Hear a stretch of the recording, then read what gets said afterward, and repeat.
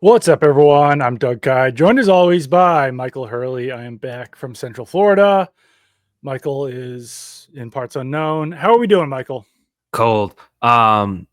Question off the bat for Yeah, you, because I know you are a big hockey guy. You're always telling me yeah, like, hell I yeah. love hockey. You're like, I Yep. appreciate hockey. You're like, hockey players are so skilled. The game is beautiful. Did you catch any of the Four Nations face-off tournament? I did. I watched last night. You were there, Did right? you? I was. Did you enjoy? Did you feel pain or did you feel nothing at all? I was rooting for the United States of America, so a little bit of pain, but competitive. That's Yeah, what you want to see, right? I would say the strangest thing about being there is like when intermission ended and they were like, Mhm. "Please welcome back the United States of America," and you're like, "Oh, that's weird." I guess that is what they are, but Yeah, never heard that one before. But yeah, it was yeah, fun. It was a lot of people were dumping on the NHL after the Super Bowl, be like, leave it to the NHL to shut down for 2 weeks after football ends. But it worked out for them, except yeah. except they didn't win. The US did not. That was a big deal. How? I think I saw you tweet or something about prices, ticket prices. Were they extravagant to get Yeah, in I would the say building? the average get-in price was a grand. Wow. Which is a lot. Some of the lower bowls, you're talking 2, 3 grand. Some people listed, if you have tickets, you can list them on Ticketmaster for $20,000. And if someone buys them, they buy them. But so it's not always accurate. But yeah, a friend of mine sold his tickets Monday when Canada was winning and thus clinching a spot in the finals Mhm. for 1,200 a pop in the balcony, which Wow. is too much. This is a tournament that didn't exist 5 minutes ago. Like it's not everyone took it seriously and got Yeah, swept up in it, and, like, I get it, but, like, it's also not real. It's like if we right. created the Doug Kyed Invitational Tournament, Yeah, and then all of a sudden there's fights, and then everyone's like, "I have to pay $1,000 to sit down and watch this game." It's pretty crazy, but, yeah, it was a nice little, unexpected February dalliance into hockey, for the country, I think. for sure. Did you, personally list your tickets for $20,000 to see if anyone would bite? I had a credential, and you sign a waiver Mm. and stuff when you get those that I'm pretty sure they frown upon selling those. But if it was explicitly allowed, I would have definitely done it because Yeah, $1,000 would be sweet. But yeah, I got free chicken absolutely. fingers out of it, so Wow, I you won can't a beat little. that. That is, You cannot. worth the price of admission alone. Yeah, so yeah, that was fun, but, Yeah. the Patriots doing less right now than hockey is, I guess would be Mhm. my segue there. But we have the combine coming up next week. I will be there. I'm leaving on Monday for beautiful Indianapolis. Might catch a basketball game on Monday night. Who knows? Pacers? Pacers. Andrew Callahan and I did that last year, and I when we were at that game, was not expecting to see the Pacers deep into the playoffs. Mm. So nice little preview to see the Pacers in that game. Yeah. Might do the That same was, thing here. they the Pacers, like, what's a Pacers ticket cost these days? Not a whole lot. I think we probably got in for like 40 bucks, 40, Okay. 50 bucks for like good tickets, like 100 level tickets. Okay. Oh, yeah. I Okay. don't know what it is this year. Could be more popular? I Probably. am making a baseball trip in June with a friend of mine that lives in California. We're meeting in the middle of the country and going to baseball. Wow. I find Wrigley prices to be uncouth. Like, you're the Mm. Chicago Cubs. You stink. Stop this. It's insane. Anyways. So you can get into the Gainbridge Fieldhouse in Indianapolis, Indiana for Monday's Nuggets Pacers game for $8. Oh, yeah, Um, that's a no-brainer. so I think it looks like we could get tickets somewhere in the 100 level for around 50 bucks. Sweet. So we'll probably be in like the 100 level corner somewhere around there. This Probably is won't be good. doing floor seats, but yeah. You know, if it's yeah, it's fun to get in for 8 bucks, but you Yeah, want but a it's decent seat, right? it's more fun to see the humans playing the game. Right. So I think that's what we'll be doing. But Elliot Wolf and Mike Vrabel will both be speaking at the NFL Scouting Combine. That was announced today. One of them will Mhm. be on Tuesday, one of them will be on Wednesday. Anything you want to specifically hear or not hear from Mike Vrabel and Elliot Wolf at the combine this week or next week? With Wolf, I wanna see how he plays because remember last year when they had the 3rd overall pick, he never I don't think he ever. Maybe you can refresh my memory. He was never like, "Hey, we're open for business," right? With I think you kinda I think he might have been saying that, like, they would consider offers, but not saying, like, "We're open for business." Yeah. yeah. So I'm curious how he handles that this year when it seems like they'd be perhaps more Right. amenable to that. Yeah. But without showing his cards too much. Um, I'd be Because you curious don't if wanna he look like a fool if you have to stay put at 4. right. You don't wanna maybe tip your hand, but you Right. also wanna I don't know. I don't know. We saw I guess Hard Knocks was the best example of how we saw him dealing with it last year when was it Shane that went over to talk to him, or was it an assistant GM at the combine? I think it was Shane, I don't know. Yeah. Yeah, I remember yeah, and it was clearly they weren't gonna trade the pick. We could learn Right. from that conversation, so I'd Yeah. be curious to see how he handles that. I wanna see also I think Vrabel, I've talked about this a lot, tipped his hand a lot in that introductory press conference about Yeah. protecting the quarterback, protecting the quarterback, protecting the quarterback. Will he continue banging that drum, or will he take the sort of more measured, balanced approach so as not to indicate where they might be leaning? But it'll be interesting because that Vrabel press conference was and it was a PR event. It was a Right. welcome to the it was his way of finishing the job interview. This is more the job. So it'll be interesting Mhm. to see how he approaches it and how I don't know how open they are with what they plan to do because I think we're all kind of thirsting for knowledge. Yeah, absolutely. I'm interested in hearing all those things as well. I think that you want to hear some realism maybe from Elliot Wolf because last year, sometimes when he spoke, he was talking about how confident they were in the offensive line. Like Mhm. getting an actual opinion on like, okay, so we just saw a season. You guys won 4 games. One of them didn't really count. What's your real opinion on how the roster stands right now? Like, how much work do you truly need? Because that's even something that Mike Vrabel said during his introductory press conference of like, we might not even be able to exploit other teams' weaknesses right now, which is not a great I think he said assessment it. of your roster. I think he said it a little bit more bluntly when he said we Yeah. can't take advantage of bad football, which is Right. like kind of meaner. It's kind of like you guys really suck. Yeah. We need to suck less. Is kind of what I took from that.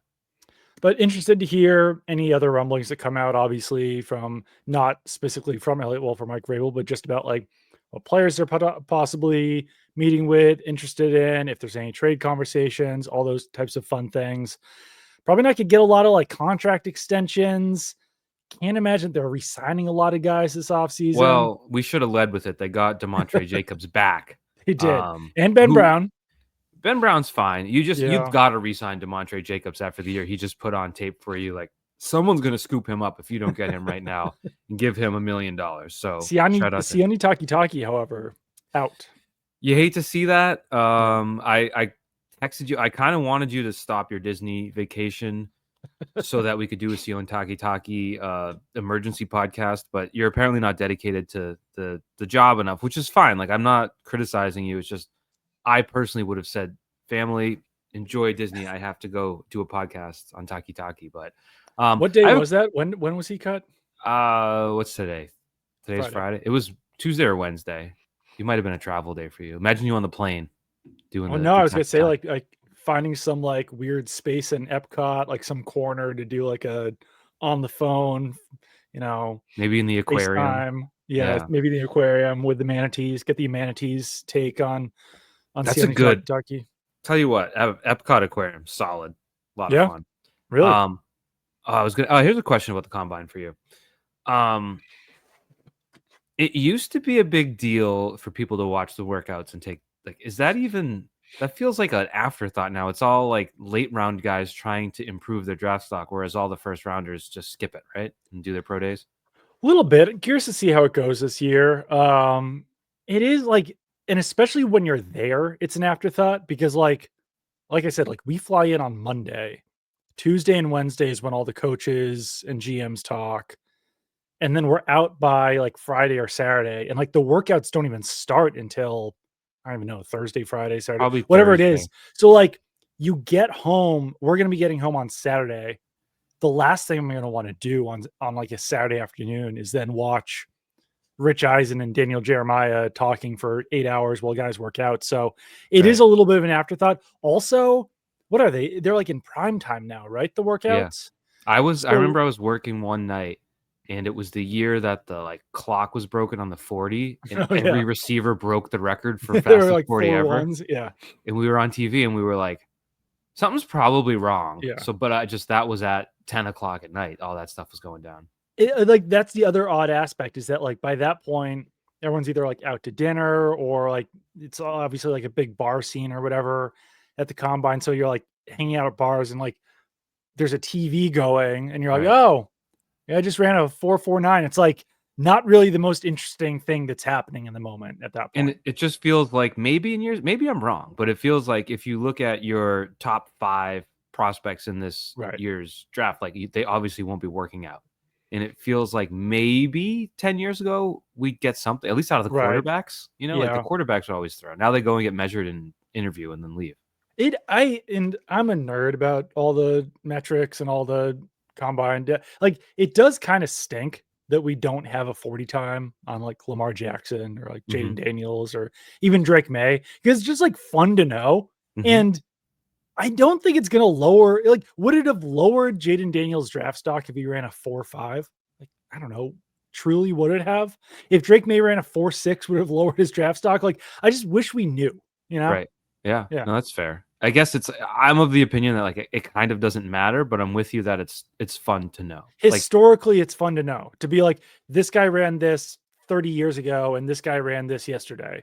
And that's how we kind of compare it. And now that yeah, stuff just doesn't exist I guess it's like for some of the top players. the players' way of throwing a middle finger at the process, Right. maybe. Just like no, because like let's say Drake May surprise people and ran faster than Jaden Daniels. Right. It probably doesn't change anything, but maybe it gets like the Patriots more offers. I don't Right. know. Yeah.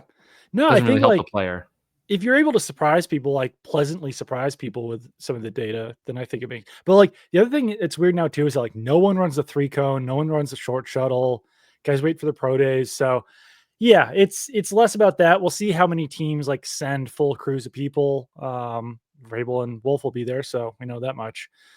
I did want to talk about this season or this off season in general. And because I was talking to Brian Barrett on the Ringer podcast yesterday about this, and we were doing predictions for the offseason. One of my predictions was that like one of these positions gets skipped. There's like 5 major needs I feel like on the Patriots roster right now, which is like wide receiver, offensive line, pass rush, defensive tackle, cornerback. And I think like Maybe running back too, honestly. yeah, but like I feel like even like one of those 5 or 6 positions, they're not going to wind up with a guy. And like the one that feels the most likely to me probably be wide receiver. Like that fans will ultimately wind up being disappointed Sure. with who the Patriots come out with at wide receiver. And that's because Um, the most obvious, easiest target is getting franchised by the Bengals. Probably. re- reportedly, yeah, that Probably. yeah. I was like I saw that report and I was like, okay, well that's that. And then I was on with Michael Hurley that night and he convinced me like don't lock that one in stone with T. Higgins because it is the Bengals. It is It also didn't come from like Schefter or Rappaport, yeah, right? it eventually did, but it was Okay. also like after the fact. I think Pelissero confirmed it later. Okay. But you're right, where it's just sort of I could see something collapsing in that. And one thing, I don't know if you know this, organizations love to do is make players the bad guy and be like, we tried to offer him $1 Right. billion, but it Yeah. wasn't enough for him. We had to let him go. But I don't know. It's a weird situation. So I guess there's still a chance it blows up, but it feels like the easiest, most logical option is likely going to be off the board in T. Higgins. If they franchise him, would you trade for him? It kind of like removes the point, doesn't it? Kind of. Because then he's one of 5 guys you could trade for, as opposed to a guy you could just throw money at. Because you're still gonna have to throw money at him too. Yeah, So you have to do like both. the idea of trading like a second round pick plus having to give him $35 million a year or whatever it is, like that's a lot at that point. I would rather, Doug, and I know you disagree, do whatever the Cooper Cup cost is. If I'm going to trade for a receiver and Right. get a guy for a year, like I'm not going to, you don't have to pay Cooper Cup long term. That's the thing. Yeah. If you're It's, trading for someone, you don't want to also have to pay him market price. I would use, if I could Unless he's use, like unless he's AJ Brown, unless he's a yeah, superstar. and Yeah. he has 4 or 5 years of his prime left. Right. Yeah. But if I would get whoever I can get with that Judon pick, that extra third round pick, Yeah. and then whatever, a sixth or a sixth and seventh swap, whatever it may be, I would go there. And T. Higgins is just one of, throw DK Metcalf, AJ Brown, Yeah. whatever, like whoever's actually ends up being available. Right. He's one of those guys, sure, but I wouldn't prioritize him at that point. Yeah, it makes it a lot less attractive to be like, all right, here's a bunch of draft capital, plus we're paying you a bunch of money when he's a really good receiver, but injury issues. He's been a 2, obviously, with the Bengals. Yeah, do we have a case of a team breaking the bank for a 2 and getting him to be their 1 where it doesn't work out? I'm sure we do. I can't think of one off the top of my head. I'm sure there's good examples of that where it's a guy Right. and like Godwin is also available. Granted, he's got a Yeah. ton of injury history, but like he would be another example where it's like, is he a 1? He's Right. a great 2. So I don't know. It's a risk. It's a risk in and of itself that I'd be willing to take it with money, but not draft capital and money. If you could skip one of the top 5 needs, what would it be?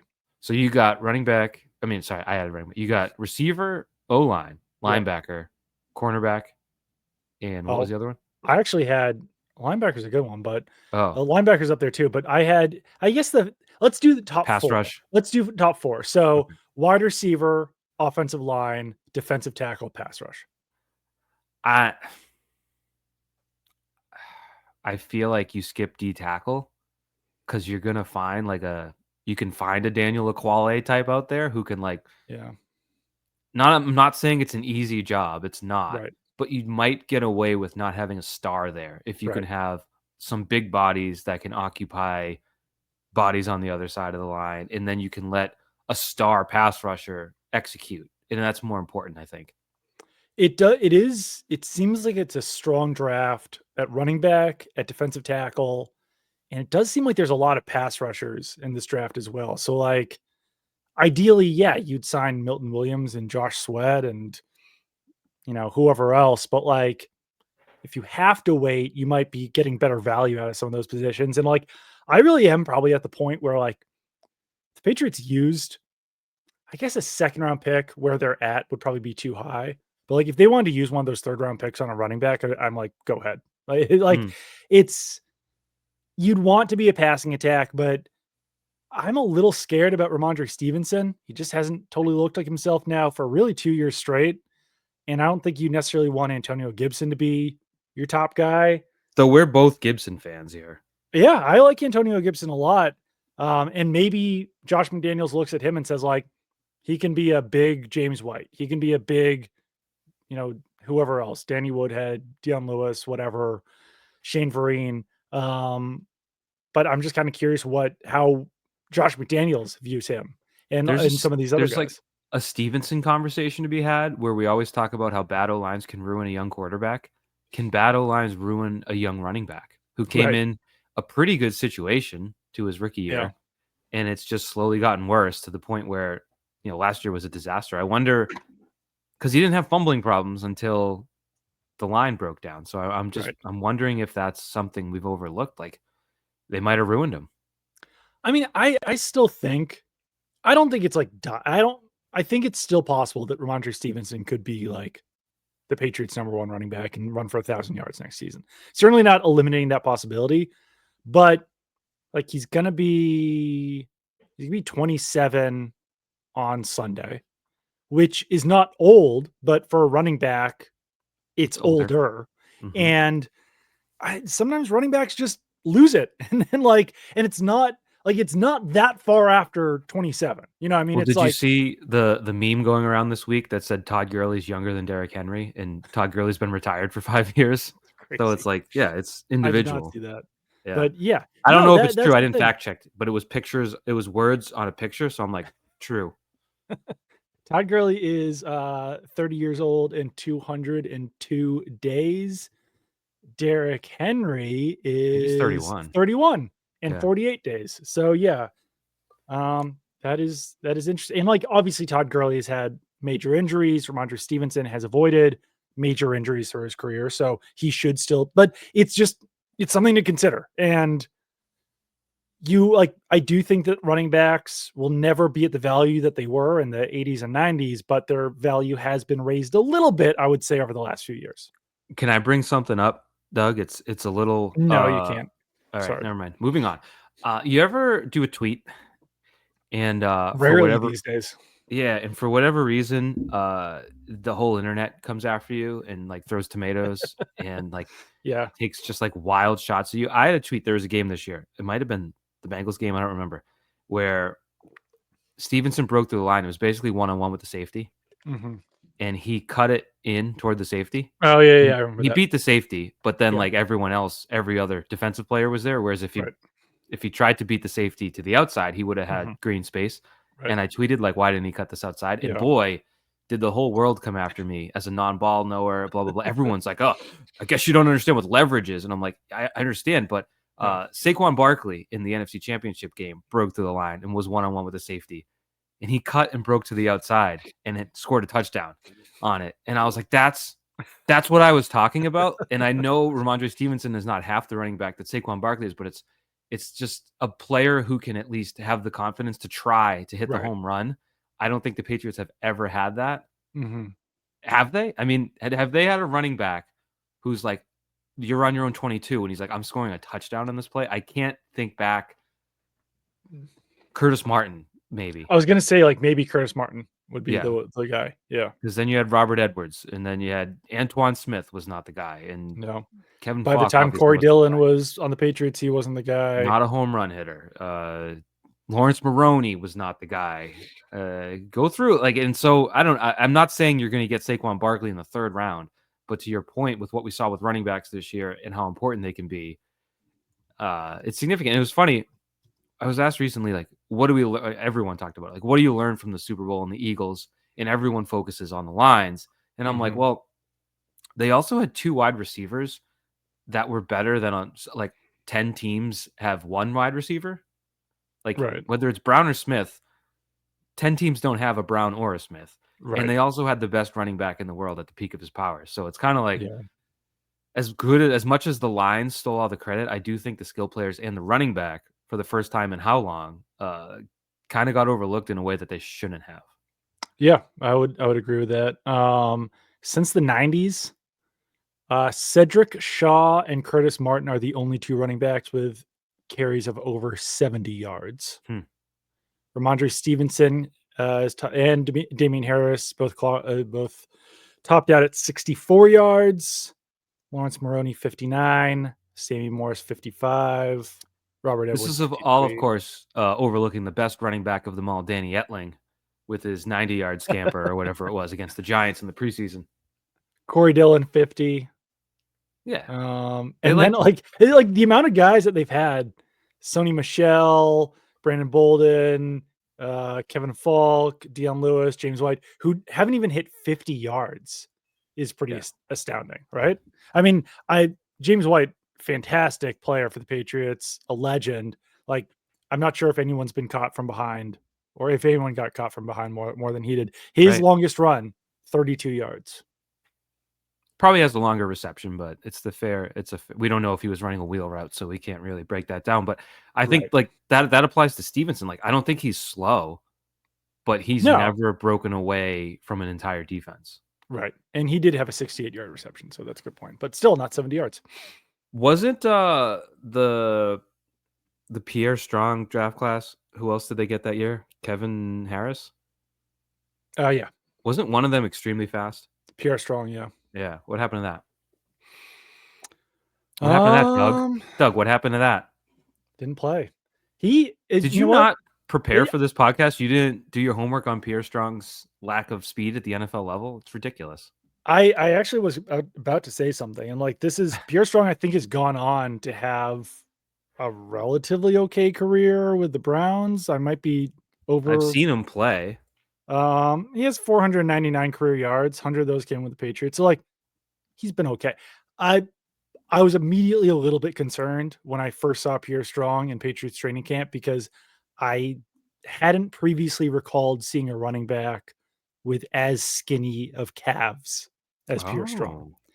And Kevin Harris had Oh. like monster quads, monster calves. Pierre Strong, smaller quads, smaller calves. And I was like, I don't know. I don't know how this is going to be getting through the line. That's Being interesting. a power back there. Yeah. I would like to consider myself an elite evaluator of skinny legs. It's very concerning. Devontae Smith gives me heart palpitations every time he goes up into the air because I don't know Yeah. what's going to happen when he comes down. So I think that's a very serious analysis that you've provided. I'm not kidding. Who was the Patriots linebacker? Sean Crable. He was one who had very skinny legs, I believe, also. Yeah, he was a skinny man. And then the Commanders cornerback who got released. Oh God, that was like Emmanuel Forbes. there was like body shaming when he showed up for where did he end up? L.A. I think. Yeah, the Rams, I think. Yeah. Yeah. And like the whole internet was body shaming. I'm like, something he might have like a caloric deficit problem because he Right.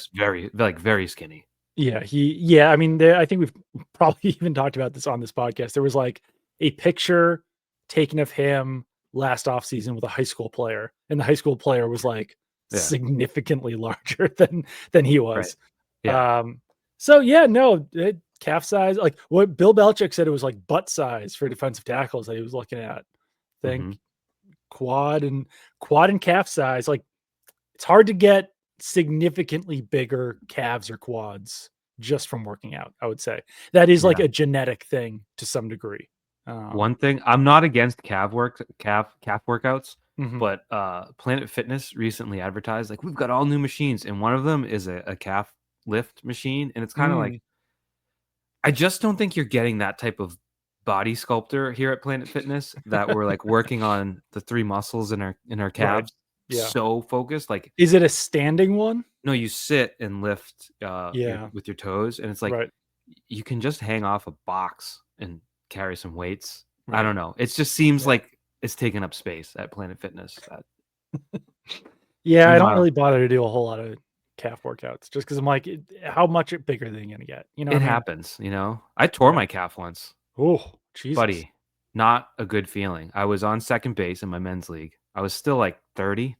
I was probably 30. Mhm. And there was a grounder to third base, and I didn't respect the third baseman's athleticism. So I'm like, I'm gonna go as soon as he throws it to first. So he threw it to first, and I took off, and I made it about 2 steps. And I thought someone had thrown a lacrosse ball and hit me right in the back of the calf. Like it did like a whoa, whoa, whoa, whoa, whoa, whoa, whoa. And I'm just laying on the ground and I'm looking at the second baseman with like a mean mug. And I was like, did you throw a rock at me? And he was like, what? And then I was like, oh no, I was like, he probably didn't throw a rock at me. And then I'm like looking in the outfield if kids threw a lacrosse ball at me. And then the kid made a great throw and then they threw it back over and he tagged me Yeah. out, ended the inning. So that was fun. And then I was like, oh, I'm injured. I can't get up. So Wow. yeah, That's don't tear your calf if you can help it. I'll try not to. I don't know what situation I would tear my unless I'm like walking around Disney World too fast or something. No, baseball's got that like 0 to 60 Yeah. thing a lot, and it's just not Yeah. healthy I don't do a lot of sprinting in general. when you're not fit, say, like me, and you're just kind of prone to breaking at all times. Just Yeah. bad news. So now I play baseball and I glide. I'm not trying to take third on a throw to first anymore. What okay, so it's February 21st. I haven't even seen the combine yet. No draft, no free agency, no nothing. This is a wild question to ask, but like what is your reasonable potential record for the Patriots in the year Oh, 2025? you're asking Mr. 10 wins himself, I Mike know. Hurley. I know. So, I mean, we don't have the schedule yet, but we have the No. opponents. Yep. So I want to bring that up before I answer because that's a big part of the answer because Yep. it feels like an easy schedule. Yep. So I'm going to bring that up, Doug. I think just like My guess anecdotally, before oh, you go ahead. even get into this, I'm gonna predict that you are going to predict at least 11 wins. I mean, I would hope so, right? Let's see. Opponents. So you've got obviously the division games. I think you can split with the Jets again. You should be good enough to split with Miami. Like that team is not going in the right direction, I Okay. feel. Buffalo. I mean, you beat them last year, Mm-hmm. so you got that going for you. But who knows? So your home games: Browns, Steelers, Raiders, Falcons, Panthers, Giants. There's at least 4 wins there. Like, that's not being overly optimistic to go We're doing this to okay. So home game against the Bills, is that a win or a loss? loss, Home game against the Browns, win or loss? win, Okay. Home game against the Dolphins. win, Home game against the Falcons. win, Home game against the Giants. win, Home game against the Jets. win. Home game against the Undefeated. It's Panthers. undefeated on the table. That's what I'm wondering. No, Who else because you you got? said the Bills is a loss. Sure. Panthers. You should be better than the Panthers. I'm not Right. going to say win, but like, you know what I mean, winnable. Like, if you go 4-4, do they have 9 home They have home 9. games this year? Steelers You and go Raiders 4 were the last one too. Like, I don't think saying they go 4-5 at home is being overly optimistic. Like, you should be a real NFL team that wins some games. They have a crap home schedule. Like the Browns stink. The Falcons, they're gonna have Michael Penix. No one knows what that like. The Giants stink. You The have Jets stink. The Panthers stink. Like the Steelers they didn't stink last year, but they don't who have a even knows who their quarterback. quarterback's gonna be? And the Raiders stink. So like You have multiple teams: the Steelers, the Raiders, the Giants, like that don't know their quarterbacks right now. right, yeah. So that's So and then your road schedule is a little more difficult. Bengals, they just beat them loss. on the road last year, but Yeah. probably a loss. Bills loss. Bucks probably a loss. Dolphins probably a loss since they can't win in Miami. Jets winnable. Saints winnable. Ravens loss. Titans winnable. Right. You're looking at 7 wins as like a get back on track type season, I think. Yeah. You know what kind of like no one's gonna feel bad for anyone. In the media. I say this all the time. But we're going back to Cincinnati, back to Buffalo, back to Miami, back to New York, and back to Tennessee next year. Yeah. Well, I mean, That's 3 of weird. those, Well, you know, 3 of you're those in obviously, but for. like to get 2 other games that they just played, it's just a Mhm. little weird. And anyone who was in New Orleans, I wasn't, but anyone who's just at the Super Bowl is going back to New Orleans next year too. It's just Yeah. a little odd. I don't know. What's your least favorite place to go? In the NFL or on the Yeah. schedule next year? In the NFL. New York. Really? Yes, it sucks because like, yeah, you could stay in New York, but that's a giant pain in the ass for like what is essentially like a 1-day trip. Right. So then you wind up staying in East Rutherford, New Jersey, or the Meadowlands, or whatever it is, and there's literally nothing around there. There used to be nothing. Now there's a giant mall, which like Yeah. you don't want to have to go to the mall to go to dinner. You know what I mean? Like there's Yeah. barely places to DoorDash from in that area. I'm Mm. not over exaggerating. Like it's devoid of anything. So It's a swamp. yeah, it's so I don't know. It's a short trip, but like I also drive it, so that kind of creates kind of a pain in the ass situation. But Well, flying to New York's a pain in the ass too. Like the train that's the is the best thing, way to yeah. go, but then you're in Manhattan and you have to get to New Jersey. So. Yeah, and then you have to find a different way to get. It's just like I will say, you don't want to go to the mall for dinner. Do you want to go to a mall in Minnesota to a Mexican restaurant, which is where I went, and I was like, boy, golly, this is authentic Mexican food right here. Here in Yeah. Minneapolis, in a mall, this is what tacos should taste like. I thought you were gonna say, do you want to spend a week in a mall? Because that's what we did Yeah, that for was the Super Bowl. shockingly, everyone got sick. I don't know how that happened, but The walk from because I've probably complained about this before, but like we stayed at some sort of courtyard, Marriott, whatever property that was like across the parking lot. probably like 500 yards from the mall entrance. Yeah, but it felt like the longest walk because it was like 3 degrees every single day. Yeah. So they're like, it wasn't worth waiting for a shuttle. It's Right. like, I just want to get over there. I just want to start working. But then like the walk was just so frigid and terrible. Yeah. I was across the river, so I had to drive. And like, Yeah. as you know, Doug, I live in Massachusetts. I'm pretty familiar with winter driving, scraping, defrosting. I would leave the hotel. Like if I had to be at the mall at 9, I would leave my hotel, which was 5 minutes away, at 8 because I had to go start the car for 15 minutes. I had to defrost. It was like the car was frozen every Yeah. morning. It was like, this is lovely. Yeah. And then I got to go to a mall all day. That was fun. By the way, I don't know what the hell happened weather-wise while I was in Florida, but, like, Yeah. just my entire yard, driveway, everything was just frozen solid. Olivia, my daughter who's 7 years old, was like, "This snow is weird Yeah. because it's ice, but it's white." So I'm you like, were "Yeah, gone it's weird." Saturday? Yeah. So it snowed, like, overnight, and then around 7, it switched to rain. So I went out at Mm, 7, did the snowblower because I knew that was coming, but yeah. anyone like, my other friend was out of town and got back, and on top of that, you can't find any ice melt anywhere, apparently that's sold Oh. out.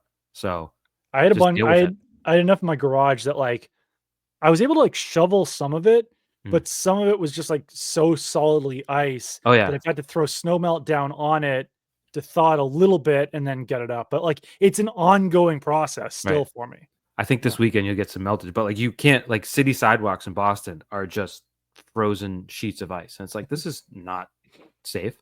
But, Yeah. yeah, it was a weird one. Alright, Go so winter. what your record's what? Like 7 and 10 7 and or 10, 8 and and, 9, like, something like that? there's we don't know, to your point about roster construction and opponents, like, I don't know, there's always surprise good teams and surprise bad teams, so Right. I always think people overdo it with the strength of schedule thing Yeah. preseason, because it ends up being something completely different, but I just think overall, you were not a real NFL team last year, you just Mhm. weren't, Right. and that's kinda 2 years in a row, so if you can just restore some level of balance, I don't think it's asking too much. We'll call it a 4-win jump because the Bills win Right. didn't really count, so from Yeah.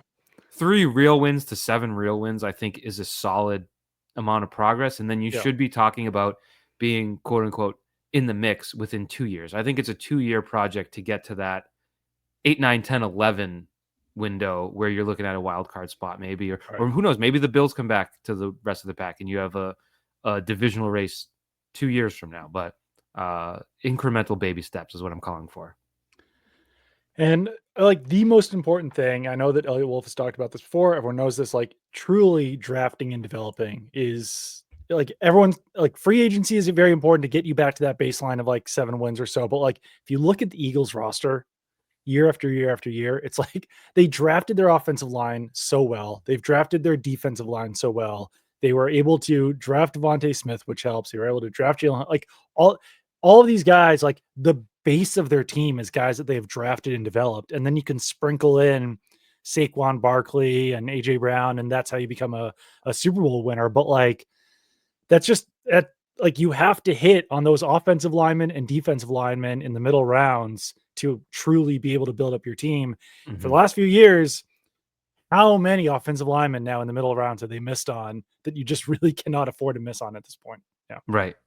Which I don't know, you're going over multiple regimes, so it's hard to pinpoint Yeah. X, Y, or Z. But and then the other thing that stands out, especially with T. Higgins likely getting tagged, is like you can't rely on free agency for really good players to be available to you. Like if you Right. Oh no. Yeah. look at the free agent receivers, it's all guys over 30 Yeah. who have made their money, will probably want a huge deal, like Stephon Diggs being the leader in that pack. But there's a ton of guys 30, 31, 32, and you're kind of like, I don't think I want to invest in that. And Right. then you look at last year where the big prize was Calvin Ridley. Right.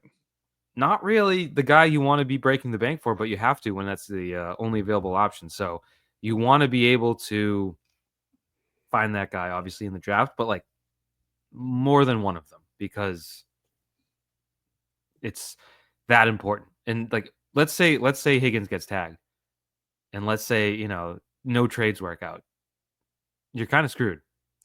Right. You're like signing Stephon Diggs, who's coming off an injury. You're signing Amari Cooper, who might be past, like, who appears to be past his Right. prime at this point. Chris Godwin Chris or Godwin or Keenan Allen, like, it yeah. really it's guys who could potentially be good, but it's almost guys that, like, you cannot rely on being good at this point in their There careers.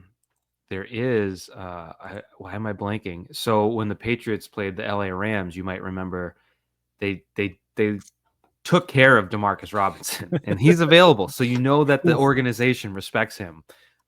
Cooper Cup, not so much. DeMarcus Covington would have been pounding the table. DeMarcus Robinson. So he is available. But Priority yeah, number 1 to stop.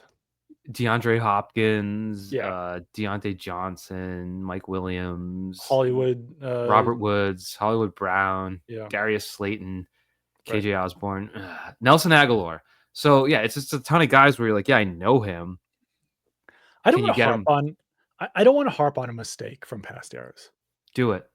The Nelson Aguilar signing, I think, was the most egregiously bad Really signing of the past 5 years. Because like the Eagles had just signed him for true. like $1 million. He was coming off a bad season, signed for $1 million. Then he pops off, has a good season, kind of out of nowhere. And that's when the Patriots jump on him. It's like, what are you doing? Like, you could have had him for nothing. You wait for him to have Yeah. one good year, and then you sign him to a big deal. And then, like, not to harp on it even more, but like compounding that issue, they did the exact same thing with Juju Smith Schuster, where like he had just signed with the Chiefs on this like very small Right. team friendly contract. They wait for him to have a big year and then they sign him to the big contract. It's like the absolute opposite thing of what you should be doing Right. with free agents. You should be the team that gets the 1 year, $1 million which Yeah, they used to be, but obviously right. Tom Brady played a significant factor. And you weren't kidding. Aguilar's 2020 contract with the Raiders, 1 year, $1.047 million with the signing bonus of 137,000. You're Yes. talking total Yes. guarantees of 887,500. Like that was free for a 4-year receiver, and then you paid 2 years, 22 million. But And it was just like, you've never shown interest in this guy before. Then yeah, he has like one good year and then you bring him in. And it was the exact same thing with Juju Smith Schuster, where he signed 1 year worth a maximum of 10.75 million with the Chiefs. I think it wound up being more like 4 or 5 million. I could be off on that. Then he has a good year and he signed for a 3-year, $33 million contract. Just like, what you doing, guys?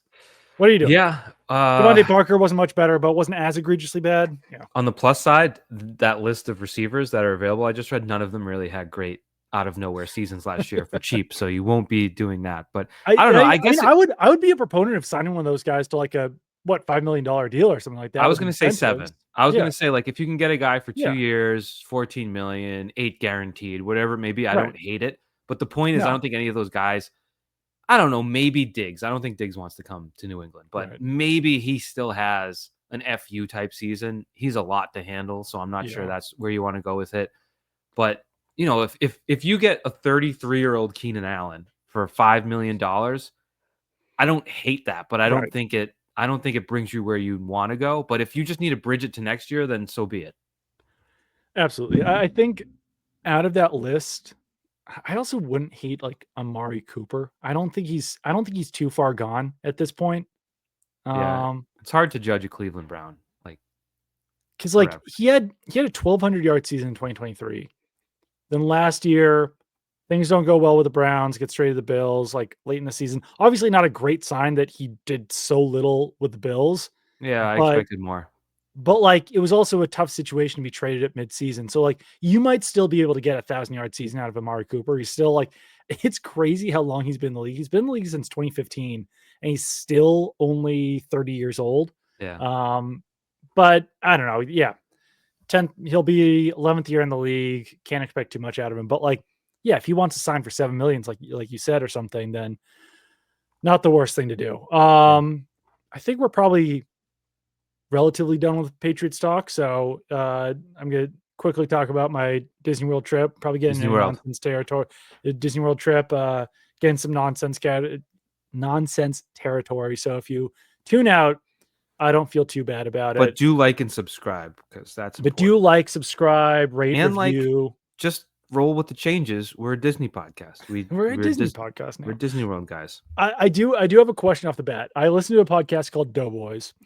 Nick Weiger and Mike Mitchell. They review fast food restaurants, Okay. and they answered a question on that podcast, which I thought was interesting because this exact situation happened to me at Disney World, where I went to Animal Kingdom and Hollywood Studios with my 7-year-old daughter alone. My wife can only handle so many days in the parks, so we did a solo day. And like she's 7, she can go to the bathroom on her own, obviously, but like you do feel kind of weird Mm, being like, all right, just go in there and then like hopefully you come out, right. So like I I was trying to use a companion bathroom open the door and there's just someone like who did not lock the door. Yeah. Is gonna be like, oh, there's someone in here or whatever. So the question was, if that happens, is it the fault of the person who's in there who didn't lock the door, or is it the fault of the person who opens the door without knocking? It's a valid question, and I don't want to answer it nonchalantly. I want to apply the right level of thought, but I do think nobody's blameless in that scenario. But I do put the bulk on the person who didn't lock the door, because what are you doing? That is probably 85% of the blame. Where it's like, okay, I could have knocked. I probably should have knocked, but the door should be locked. And then like the other thing is even if you do lock and you hear a knock and you're like, do I say something or do I trust the lock? Right. That's the decision. But if there's no knock, there's some blame there, but it's mostly on the non-locker. I am truly at like 99% the Okay. locker. Yeah. And like, because I didn't knock. I mean, I guess in the future I will, even though I really don't care that it happened. Yeah. But like just lock the goddamn door. You're It's a bathroom. at Disney World, the locks work. Like Yeah. it's not as if the lock is Especially not going to work. at Animal Kingdom, Doug. Did you know that? All the bathrooms are like the only ones that lock for like the whole bathroom, because if the animals ever get out. I think I learned that somewhere along the line. Wow. Yeah. That's wild. All right. Well, that's good to know that that's a possibility. But no, I mean, I guess I'll try to knock in the future. But you're also in Disney World, like it's loud. If I knocked, what are the chances I'm even going to hear someone in there being like, "I'm in here" or whatever? Right. So Yeah. I will say yeah, we took Ruby to Disney World last year when she was like 6 months old. yeah. And her favorite attraction at every park, bar none, was the bathroom. She would just lay on the changing table and just scream and listen to the echo. And it was like, I could have brought you to the mall, but we And you didn't know go that, for her. We yeah. went for the other kids. Well, that's a good tip for people who are still listening. If you have a 5-month-old or 6-month-old, don't bring them into Disney World. Just take them to the mall so they can hear themselves scream and hear the echo. Or It's if you fun. are at Disney World and they need a break, the Yeah. bathroom is wild for them. Yeah, maybe don't buy them a ticket, or I guess you don't have to You buy don't them a have ticket to. anyway. So yeah, that's a plus. That's you Yeah. didn't have to spend any money because you don't have to spend money on a seat on the plane for them either. That's true. It's really a great hack. When people are like, "Oh, why are you bringing your kid to Disney World if they're that young?" It's like, well, it doesn't cost anything, and they Right. also still are able to enjoy some things. They might not Sure. remember it, but they will. You'll get to see them enjoy it. Right. I forget who it was. It Nate Bargatze, the comedian. Yeah, There's maybe. some clip that comes out. It's Right, like, well, they're not even going to remember it. It's like, right, oh, so I should just never make my baby happy if they won't remember it. Like, right. great, good Yeah. call. But I don't know. I don't need to go too deep into this, but we did Universal the Yeah. first day. What's the Um, review? my friend had a friend who was able to get us like the express pass, but also like a little bit better because the Okay. express pass you can't use on Hagrid's Okay. And and how long's that line normally? We talk an like hour? over an hour. Yeah. Okay. And that And that their like express thing is like $130, it's a isn't it? lot of money Yeah. because you don't need to schedule it at all. You can just Mhm. go up to any ride and use it. But because of that, like there's still a little bit of a wait. Like so if 'Cause there's a lot of people everyone, yeah. using the express pass, like sometimes it's still like a 15-20 minute wait, which isn't bad. Like certainly not complaining about that by any means. But I would also say that on the express passes, there's a lot of stairs that you have to go up at Universal, which was just a little bit different. There was a point in the day where Olivia was like, "How many stairs do we have to go up on this one?" I'm like, "I don't know. I've never been here before." But the Hagrid coaster was sick. The two other main Harry Potter rides are like a little bit outdated, I The would say. video screen one where you're like Yeah. flying on a broom. Yeah, that one is a little bit outdated, makes you a little bit sick. I did take nausea medication though this time, which helped a big time. It helped a big Uh-huh. time because like the first time I ever went on one of those rides, the one of the Harry Potter ones was at Universal Hollywood, and it was during the Super Bowl media party, and I hadn't eaten for like 10 hours. One on that ride was like, I feel dead. Yeah. And so that was There's key to do something that. I did the Avatar ride at, Yeah. Animal Kingdom, the one when you ride the Banshee, I think Yep. it's called, Yep. and we had eaten McDonald's, Mm, for dinner, and I was so nauseous after, and I never get nauseous from yeah. rides, and I knew, like, I wasn't gonna get sick, but I just Right. felt the McDonald's, like, and I was like, there's something with that screen Yes. almost looking like double vision, Yeah. I Yeah. think, and the Harry Potter one looks worse Yeah. from afar. The Harry Potter one too, like, so there's that one, and then there's also a roller coaster that's very screen heavy that, like, you'll go along and then it, like, kinda stops you. There's, like, a screen portion, go along again, stops you. It never really picks up the steam that you want it to. I'd Mm, also say that both of those rides, the screens are just very dark, the dialogue is very low.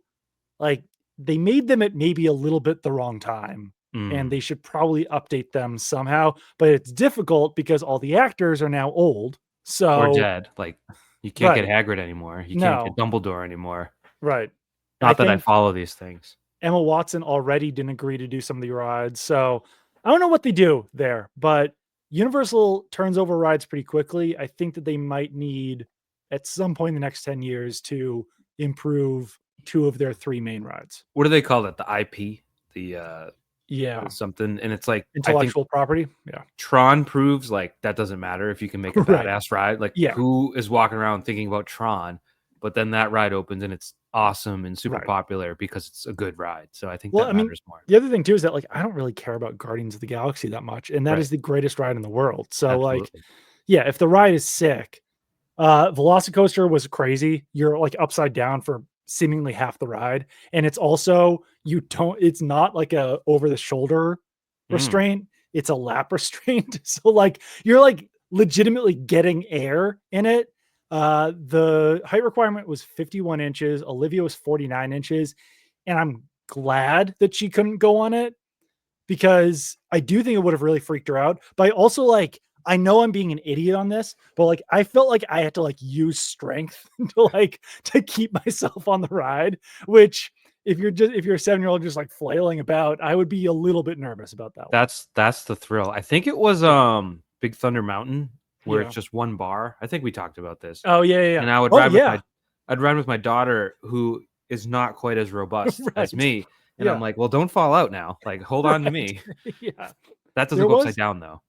there was a ride that I put my arm around Olivia just to be like, "All right, don't fall out." I forgot Right. which one it was. It was, I don't know. Uh, Cat in the Hat, worst ride I've probably ever gone on. Didn't know there was a ride.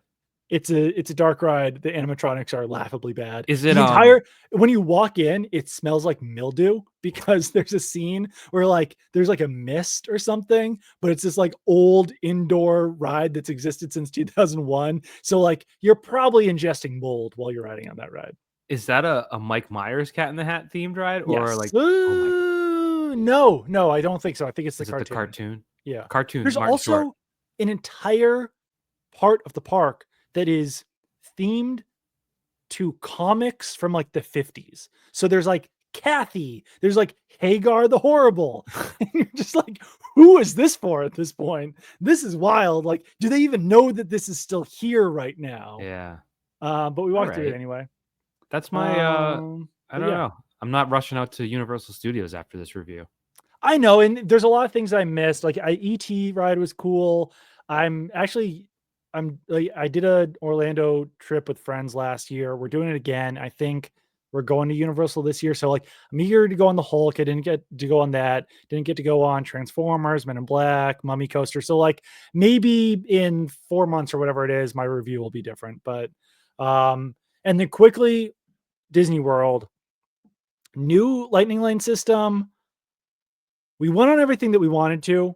Definitely harder to, like, do the refresh fiddle faddle to get an earlier time on a lot of things. 'Cause there's, like, multiple days of people booking them. Yes. It's So, not like, starts at 7 a.m.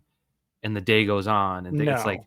starts at 7 a.m. 12 days before, 11 days before, 10 days before, 9 days before. Right. So, like, there's a little bit of a panic when you get in and you go on your first ride, because then you can do the next one. And it's like, Yeah, oh, I can't get anything until 5 p.m. So then you're right. like, oh, like, all right.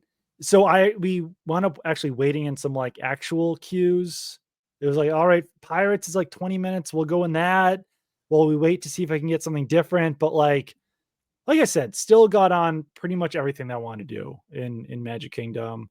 Um, Epcot, Olivia got sick really probably the first day we were there, but, like, it really built up by day 3. So we didn't actually even get into Epcot until after 1 p.m. But worked my charm. There's good tip for people going to Disney World. Talk to the people that work there. There's blue tents that say guest experience, and you can go up to them and basically ask them for whatever you want. And and it's basically just on them to say yes or no. They can give you a lightning lane. And what's the harm in asking them to do things for you? So for Guardians of the Galaxy, there's the lightning lane single pass, which costs whatever it is, $20 a person or whatever. But then there's also virtual queue. And the virtual queue is at 7 a.m. and at 1 p.m. I didn't do the 7 a.m. because I knew we weren't going to get to the park that early.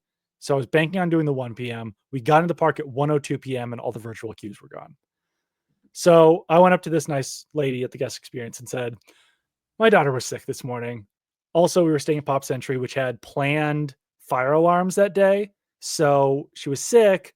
There's fire alarms going off in our room, which basically forced us to leave our room. I was like, we got into the park at 1:02 p.m. We missed virtual queue. And she's like, don't worry about it. I'll add that to you. You can go on whenever you want. I was like, also, we missed our time for the Lightning Lane single pass for Guardians of the Galaxy. She was like, what time do you want to go on? And so that basically took care of everything that we wanted. And then there was also... Can I add to your suggestion to people? Is go in you're talking to a person and don't yell at them and be a jerk. Because people do that and you're like, oh, okay. Right. No, be nice. Just be charming and nice. And don't be fake. I was talking to this woman about Disneyland Paris and she had never been there and she was kind of making fun of French people. So I'm like, I'll join you in doing that. So you just got it. So then later on, I went to a different one because Olivia really wanted to go on Remy, the Ratatouille ride. We missed the lightning lane for that as well. Went up to a different cast member, was like, listen, all this stuff happened. Can we just get a lightning lane for it? And they were like, we're not allowed to do this. We don't do this, but here's a lightning lane for it. So sometimes you just got to game the system. Right. Not going to lie. Tried to do it later at Hollywood Studios. We got in the line for Mickey and Minnie's Runaway Railway.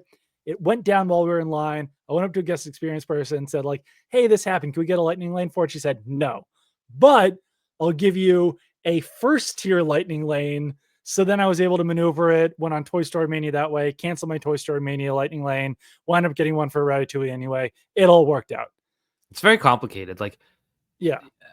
The idea that you can just go away and have fun. No, you've got to play the game. You've got to get on the phone and you've got to dominate or else your family will resent you for life. Yes, exactly. Disney World. One other big tip, Animal Kingdom, just get there at 7:30 in the morning. We went on Everest. We went on Dinosaur. I had a lightning lane for Avatar. You can get in and out of Animal Kingdom literally in 45 minutes. No safari though. If your daughter's not sick and you have to sit for an hour to readjust her system after going on Everest, but still, yeah, you could do that. I mean, you could probably bang it down in 2 hours then, including the safari, maybe even less. But then you miss all of the animals stuff. I know. So if you're in a time crunch, if you're trying to get everything done in 3 days, you can do a partial morning at Animal Kingdom, then go to either Epcot or Hollywood Studios. This was extensive. I hope someone listened. That's all I have to say. No, I'm sorry for going 20 minutes on this, but no, I feel like it has to be done.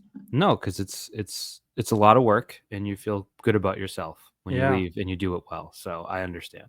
Yeah, I hope to not feel that. I haven't even learned the new system because I hope I'm not back there until 2029.